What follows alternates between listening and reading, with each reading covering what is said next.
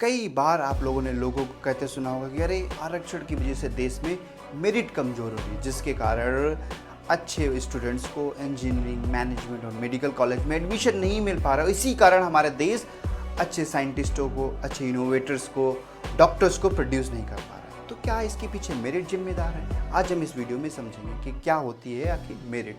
सबसे पहले बात करते हैं कि 26 जनवरी 1950 को जब देश में संविधान लागू, उसी के साथ एससी और एसटी समाज को रिजर्वेशन दिया गया बाबा साहब अम्बेडकर के द्वारा। उसके बाद 1990 में मंडल कमीशन के रिकमेंडेशन पर वीपी सिंह गवर्नमेंट ने 27% का आरक्षण ओबीसी समाज को दिया। उसके बाद ईडब्ल्यूएस आया, जिसमें सिर्फ 10% का आरक्षण जनरल कैटेगरी को दिया गया। तो मोटा मोटी पिछले 76 सालों से देश में लोगों को आरक्षण दिया जा रहा है। लेकिन उससे पहले आरक्षण नाम की कोई चीज़ नहीं थी, रिजर्वेशन नहीं था। तब सिर्फ मेरिट पर बात होती थी। तब भारत की हालत क्या थी? क्योंकि भारत की अगर रिटन डॉक्यूमेंटेड हिस्ट्री की बात करें तो 3500 सालों की हिस्ट्री है, जिसमें सैकड़ों बार विदेशी आक्रांता आए, लूटे खसोटा, यहाँ पर रूल किया तलवार की नोक पर। चाहे आप देख सकते हैं ब्रिटिशर्स का, जिन्होंने 200 साल रूल किया भारत पर, कितने सारे एफर्ट किए गए, लेकिन हमें आज़ादी नहीं मिली। उससे पहले बात करें मुगल्स की, 331 साल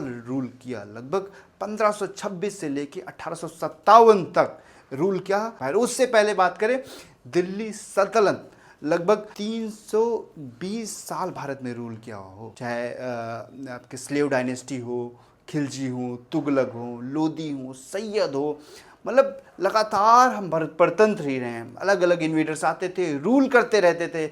और उसके पहले अरब्स आए, कुशार्स आए, जो भी आता था हमें हरा के जाता था। क्यों? क्योंकि हमने एक समाज को बिल्कुल आइसोलेट कर दिया।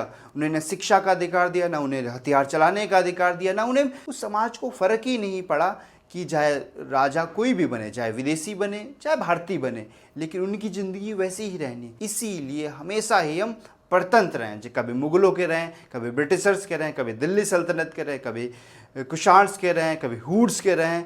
इसलिए हमारी ये हालत हुई। इसलिए मैं कहता हूँ कि देश में मेरिट जब थी तब भारत का क्या हाल था, हमेशा जो आता था हरा के जाता था। लेकिन जब रिजर्वेशन आया तब भारत में इसरो बना, डीआरडीओ बना, कितने सारे।